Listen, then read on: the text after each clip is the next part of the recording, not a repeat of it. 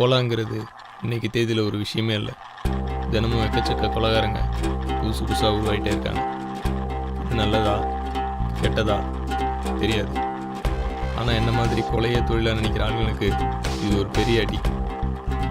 5க்கும் 10க்கும் கொலை பண்ணுறவங்க ஊரில் நிறைய பெருகிட்டதுனால எங்கள் பொழப்பு இப்போ கேள்விக்குறியாயிருச்சு.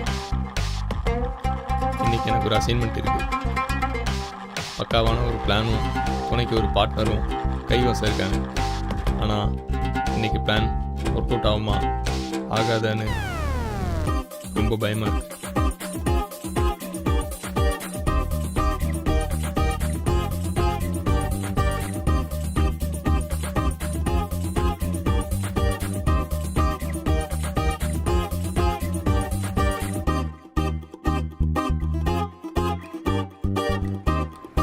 காசு பணம் கொட்டு மணி மணி, காசு பணம் கொட்டு மணி மணி, காசு பணம் கொட்டு மணி மணி, காசு பணம் கொட்டு மணி மணி. கொடை பிடிச்சி ரிச்சர்ட், ஆமாம்மா அதே வீடு தான். ஆமாம், ஆரஞ்சு கலர் பெயிண்ட்டு. ஆமாம், ஓடு போட்ட வீடு தான். ஆமாம், மொட்டை மல்ல தான். ஆமாம், சைடில் கொடிக்கயிறு ஒன்று கட்டியிருக்கு. ஆமாம், கீழே ஒரு சேட்டு கடை. ஆமாம் ஆமாம் ஆமாம். ஏய், எத்தனை நாளா சொல்கிறது? இப்போ வர்றேன்னா வேலை மூட்டு கிளம்பு, நான் பார்த்துக்கிறேன்.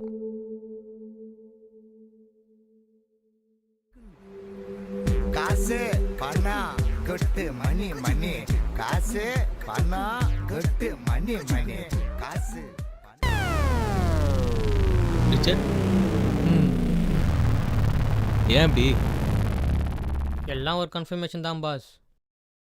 கீழே நின்று கன்ஃபார்ம் பண்ண போதா, மேலே வந்து கன்ஃபார்ம் பண்ணுமா? எந்த விஷயம் பண்ணுறதுக்கு முன்னாடியும் கவனமாக அலசி ஆரணி என் பாட்டி சொல்லியிருக்காங்க பாஸ். பாட்டி எதுக்கு இதெல்லாம் சொல்கிறாங்க? சரி, என்ன பண்ணுறாங்க பாட்டி? அது என் பாஸ் கேட்குறீங்க. போன மாதம் பாட்டி துணி துவச்சிட்டு கொடி கையில் காய போகிறேன்னு சொல்லிட்டு கரண்ட் கம்பியில் காயப்பட்டு ஒரு டே போயிடுச்சு பாஸ். பாட்டி எஸ் பாஸ், கவனமாக இருக்கு சொன்னாங்க. ரியலி கரண்ட் கம்பியில் துணி காய போட்டு செத்து போயிட்டாங்க. Exactly boss. விளங்கிரும். இந்த பாட்டி கதை தாத்தா கதெல்லாம் அந்த தொழிலுக்கு ஆகாது. செய்யலைன்னா செத்து மடி, அவ்வளோதான்.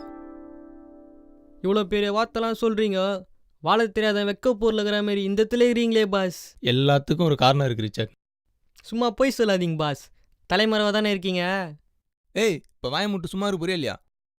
என்ன பாஸ் சும்மா அதை பேசாத இதை பேசாதன்றீங்க. எனக்கு என்னமோ இந்த பிளான் ஒர்க் அவுட் ஆகிற மாதிரி தோணல பாஸ்.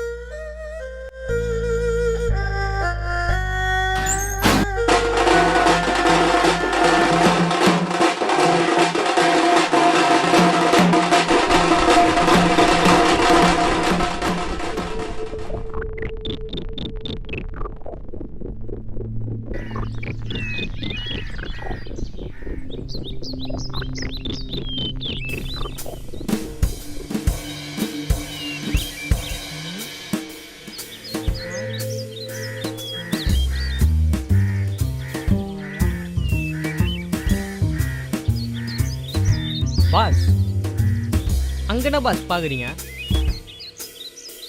பார்ட்டி வரானான்னு பார்க்குறேன். அதான் இங்கேருந்து பார்த்தால எல்லாம் கிளியராக தெரிதே பாஸ். அப்புறம் ஏன் பாஸ் மரத்துக்கு முன்னாடி ஒளிஞ்சு ஒளிஞ்சு பார்த்துக்கிறீங்க?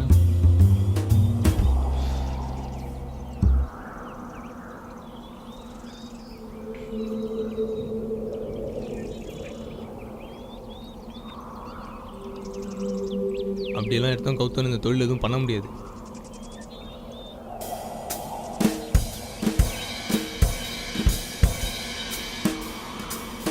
இதுக்கு முன்னாடி மர்டர் எதாவது பார்த்துருக்கியா? இல்லை பாஸ். அதான் இன்னைக்கு பாப்ப. கண்டிப்பாக பார்த்துருவோண்ணா பாஸ். ஏய், என்ன நக்கலா? வந்ததுலேருந்து உனக்கு என்ன, நீ மட்டும் மேட்ரு முடிஞ்சு துட்டு வாங்கிட்டு போயிடுவ. எனக்கு அப்படி இல்லை, தொழில் நிற்கணும். சாரி பாஸ், இனிமேல் கரெக்டாக நடந்துக்கிறேன். நம்ம பிளான் என்ன?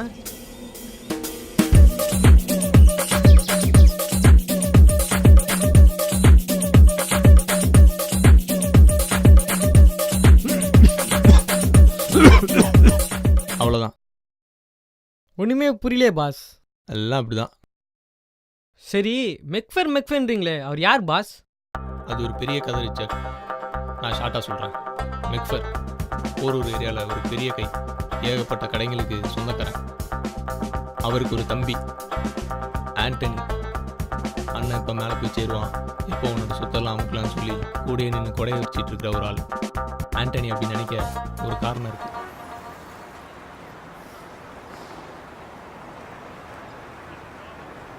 இங்கே இருந்து செருப்பை பார்த்துக்கப்பா.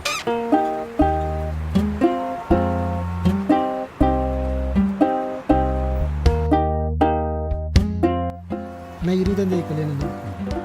குடும்பத்தோட அவசியம் வந்துடுங்க. ஏன்னோ ஒரு சும்மா தாங்கிறாரு, வேணா கல்யாணத்தை கொண்டு போ, சாத்துக்குடி பேடா போட்டா போல.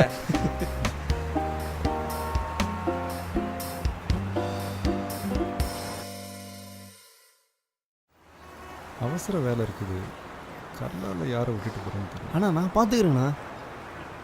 எதுக்கு இருக்கிற சொல்ல அழுட்டு போகிறது. வர வர மரியாதையே இல்லை தலை. எவனோ நெக்கல் பண்ணி சிரிக்கிறான். அவமானமாக இருக்கு, ரொம்ப அசிங்கமாக இருக்கு. நான் சொல்கிறேன்ல, நான் பார்த்துன்னு விடு. சின்ன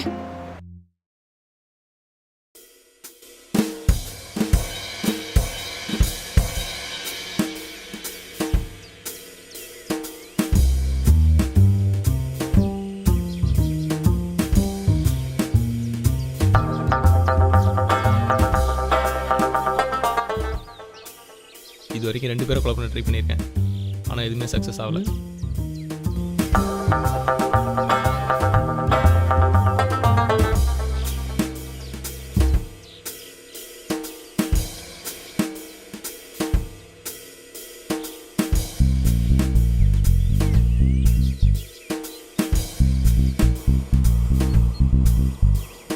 பயமா இருக்கா? எனக்கும் தான். பயப்படாத, பார்த்துக்கலாம். இந்த தடவை ஒர்க் அவுட் ஆயிரும்.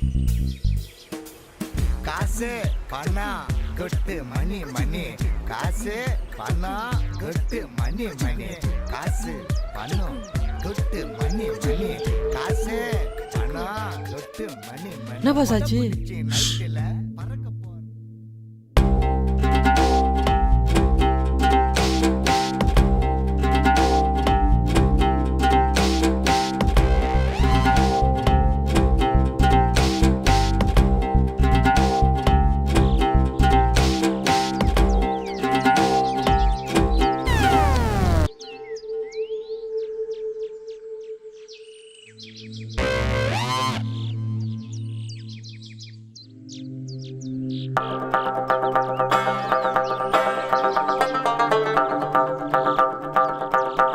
தம்பி, ஏய் ஏய் தம்பி, தம்பி எழும்பா. ஏய்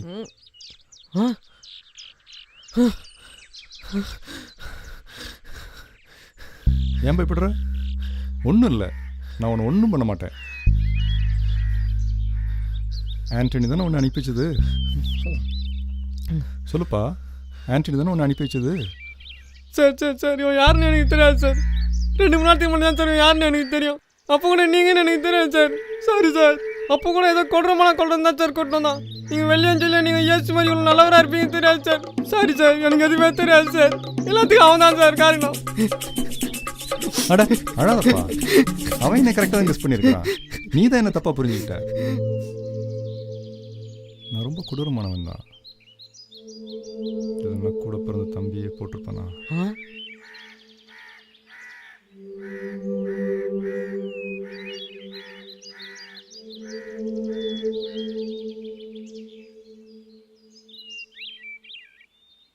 வர வர மரியாதையே இல்லை தலை. எவனோ நெக்கல் பண்ணி சிரிக்கிறான். அவமானமாக இருக்கு, ரொம்ப அசிங்கமாக இருக்கு. நான் சொல்கிறேன்ல, நான் பார்த்துன்னு விடு. சின்ன ஆண்டனிக்கு வேலையும் இல்லை, அவன் பேச்சுக்கிட்டா நம்மளுக்கும் சேஃப் கிடையாது. அதுவே மிக்பர் சரண்டு போனால் பணமும் கிடைக்கும், நாமளும் சேஃப் ஆகலாம். அதனால மிக்பர் சார்,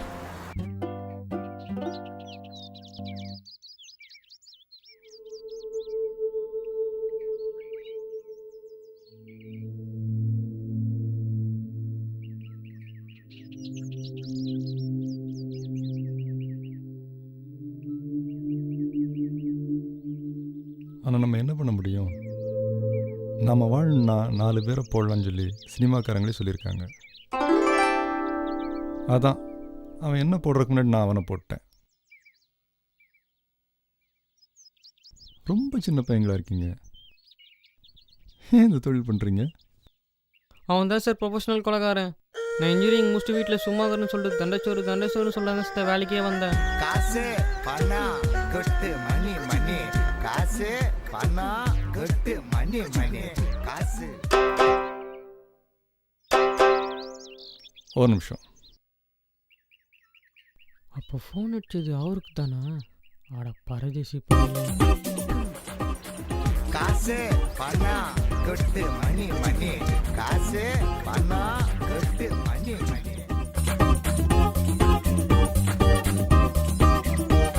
என்ன பாஸ் ஆச்சு?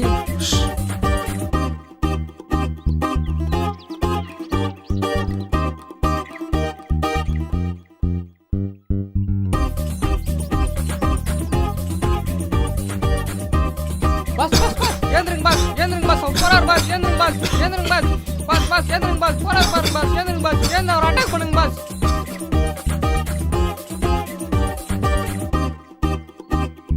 சரி, அவன் நம்பர் சொல்லு. 9841152637. கூப்பிடுறேன். எக்ஸ்கியூஸ் மீ சார், என் நம்பரு? ஓ நம்பர் எதுக்குப்பா? நீ தான் இந்த தொழில் பண்ண மாட்டியே.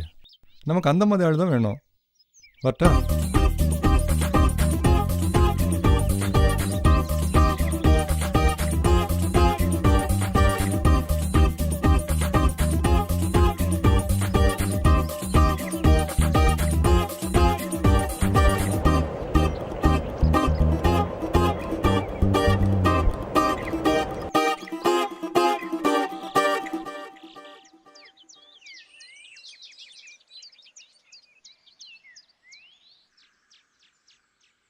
போயிட்டான் அவன்.